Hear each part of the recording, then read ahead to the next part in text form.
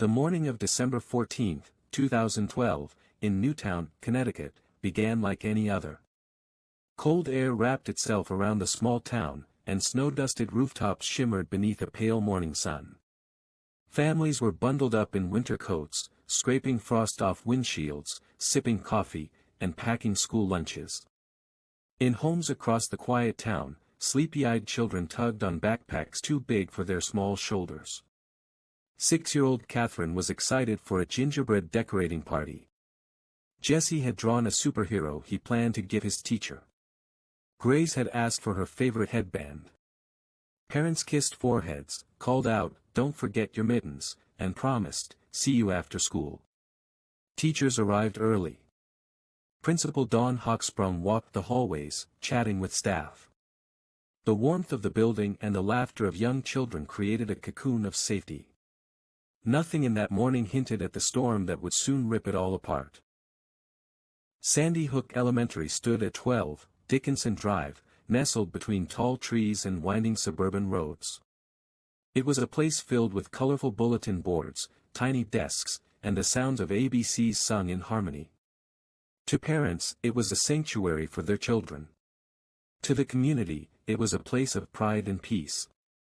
There was a sense of intimacy within the school. Teachers knew their students well, who loved art, who struggled with reading, who needed an extra smile. In the staff lounge, they exchanged stories over mugs of coffee. That day, classrooms were preparing for the holidays. Construction paper snowflakes lined windows. The kindergarten class rehearsed carols. No one knew this would be the last time some of those songs would ever be sung. Miles away, a 20-year-old young man sat in his room, surrounded by silence and shadows. Adam Lanza was intelligent, isolated, and troubled. He had once been a student at Sandy Hook. Over the years, his connection to reality had frayed. Diagnosed with various mental health disorders, he had retreated into a world of violent video games and online forums. His mother, Nancy, struggled to reach him. She tried homeschooling, therapy, medication, but none of it worked. What she didn't know was that her guns were no longer locked away safely. Adam had studied past mass shootings. He knew about Columbine. He had a plan. That morning, he shot and killed his mother while she was still in bed. Then, he loaded a Bushmaster XM15 E2S semi-automatic rifle, took 2 handguns, and drove her black Honda Civic toward the place that once held his childhood, Sandy Hook Elementary. It was 9:35 a.m. when the first shots rang out. The sound shattered the calm like a hammer through glass. Staff and students froze. Some thought it was a janitor dropping something heavy. Others recognized the unmistakable horror of gunfire. The front glass door was shattered. Principal Dawn Hawksprung and school psychologist Mary Sherlach ran toward the sound, instinctively protecting the children. Both were gunned down. In room 8, substitute teacher Lauren Rousseau had just started a lesson. Gunfire exploded outside. There was no time. She gathered her students into a huddle, shielding them with her body. Most of the children in that classroom didn't survive. In room 10, teacher Victoria Soto tried to protect her first graders by hiding them in closets and behind desks. When the gunman burst in, she told him the kids were in the gym. She died a hero. Janitor Rick Thorne ran through corridors warning teachers. School nurse Sally Cox hid under her desk, clutching her rosary. Music teacher Mary Rose Christopik locked children in a supply closet and refused to open the door, even when the shooter banged on it. Some teachers read stories to keep students calm. Others whispered, "Everything's going to be okay," even when they weren't sure it would be. Kindergarten teacher Caitlin Roig locked her students in a tiny bathroom and told them to be completely silent. One child whispered, "I want to go home." She whispered back, "We'll go home soon." News spread like wildfire. Parents received texts. "There's been a shooting at the school." Panic surged through the town. Cars sped toward the school, sirens screamed, helicopters circled. Outside Sandy Hook, frantic parents clutched each other. Some children were let out, eyes wide, hands on each other's shoulders. But not all classes emerged. Parents searched the crowd for their child's face. When they didn't find it, they waited in the firehouse. Hope turned to dread. The room grew smaller. Time slowed. Eventually, officials told the remaining parents the truth: there are no more survivors. A scream tore through the air. One mother collapsed. A father punched the wall. The pain was bottomless. 20 children, ages 6 and 7. 6 adult staff members. All gone in under 11 minutes. Each child had a story. Daniel Barton loved drums and once offered to carry groceries for a stranger. Grace McDonald painted pink hearts and dreamed of being an artist. Dylan Hockley, autistic and joyful, died wrapped in the arms of his aide, and Marie Murphy. Ana Marquez Green, a singer, had written her dad a note that read, "I love you so much. Nothing can stop me." The adults were no less heroic. Dawn Hawksprung, the principal who charged the shooter. Mary Sherlack, who ran toward danger. Rachel Davino, a behavior therapist who had just gotten engaged. Victoria Soto, who hid her kids and gave her life. Their names echo not just in obituaries but in playgrounds renamed, in classrooms left silent, in dreams cut short. The news spread across the globe. In Times Square, people stopped in their tracks. President Obama wiped away tears on national television. They had their entire lives ahead of them, he said. Birthdays. Graduations. Weddings. Candles flickered in windows. Flags lowered. Schools everywhere rechecked their safety protocols. Parents hugged their kids a little tighter. But for Newtown, the world was too quiet. The laughter that once filled Sandy Hook had been replaced by funeral processions and grief counselors. Why? Why here? Why them? The nation asked again and again. The gunman had no manifesto, no warning letter, no final words. Just destruction. Discussions turned to gun laws. To mental illness. To video games. But no explanation seemed big enough to hold the weight of 20 small coffins. Some asked, how could we have prevented this? Others asked, how do we ever move forward? That night, Newtown did not sleep. In one home, a mother folded her child's blanket and placed it on a pillow. In another, a father sat on the floor of an empty room, holding a crayon drawing in his hands. Christmas trees stood untouched. Stockings remained hanging. Presents wrapped with care would never be opened. Silence blanketed the town. A silence so loud, it screamed. The Monday after the shooting, Sandy Hook Elementary didn't reopen. In homes across Newtown, silence lingered where little voices once filled the air. A child's room remained untouched, blankets folded, toys still scattered across the floor. For the survivors who returned to school weeks later, in a different building, in different classrooms, it was never the same. The desks were rearranged. The names missing were never spoken aloud, but their absence was louder than any words. Students drew hearts, left handwritten notes on classroom walls, and looked around for friends who would never return. Teachers smiled through tears, trying to hold the pieces together. Trauma seeped into the walls, invisible, but permanent.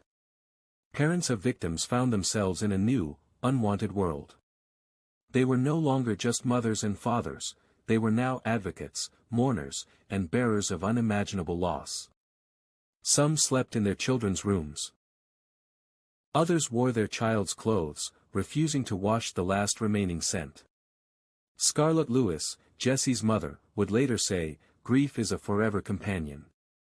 But so is love." The families struggled with birthdays that never came, empty chairs at dinner, holidays they once celebrated with laughter. Life moved forward, but for them, time stood still. The community became each other's support system, sharing tears, silence, and memories. In the months following the tragedy, pain turned into purpose. Nicole Hockley, whose son Dylan died, co-founded Sandy Hook Promise, a nonprofit aimed at preventing gun violence through education and mental health awareness. The group launched school programs to identify warning signs and promote kindness. Mark Barton, father of Daniel, became a voice in Washington, testifying before Congress. "This isn't political," he said. "It's personal. I held my son in my arms, and I buried him." Another movement emerged, Moms Demand Action. A grassroots campaign of mothers fighting for common-sense gun laws. From grief grew an army of warriors. Just days after the tragedy, President Obama vowed to take action. He proposed universal background checks and restrictions on assault weapons. The nation was watching.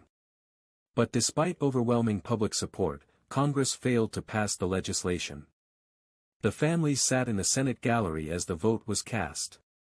The heartbreak on their faces wasn't just for their children, it was for every child left unprotected. "How can you look at us," one father asked, "and do nothing?" The gun control debate deepened. Voices clashed. Lobbyists grew louder. And mass shootings continued. The Sandy Hook tragedy exposed deep flaws in the mental health system. Adam Lanza had a long history of social withdrawal and psychological issues. His mother struggled to get him proper care. Specialists noted signs of serious disorders, but intervention was inconsistent. The nation realized how fragmented and underfunded mental health care was, especially for young adults. Insurance companies denied treatments.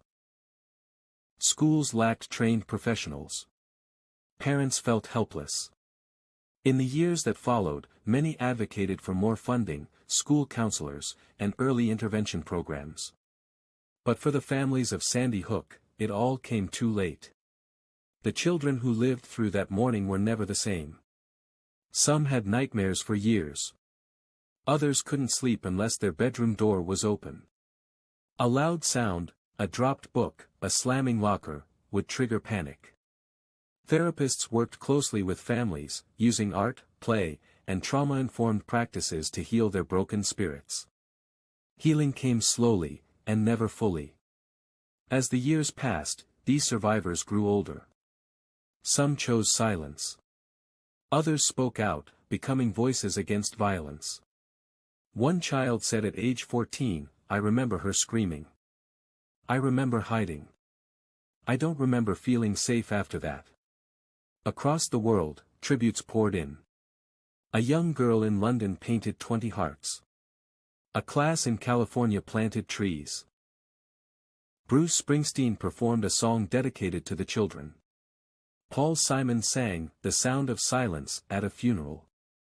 Poems, letters, paper cranes, tokens of sorrow and love, flooded into Newtown from every corner of the globe. Artists painted murals with angelic faces, musicians held benefit concerts, and authors wrote books capturing the emotions of that dark December day. In a world torn by tragedy, creativity became a way to grieve and to hope. Sandy Hook Elementary was torn down. It was too painful to leave standing. A new school rose in its place, built with love, care, and security. Bulletproof windows. Hidden doors. Camera systems. But also gardens, light-filled classrooms, and peaceful reading nooks. The families were involved in every design choice, making sure it didn't look like a fortress, but still kept children safe. When it opened in 2016, teachers walked into a building where sorrow and strength met. For some, it was healing. For others, the new building was just a reminder of what they lost. Sandy Hook wasn't the last. Since that day, there have been hundreds of school shootings in America.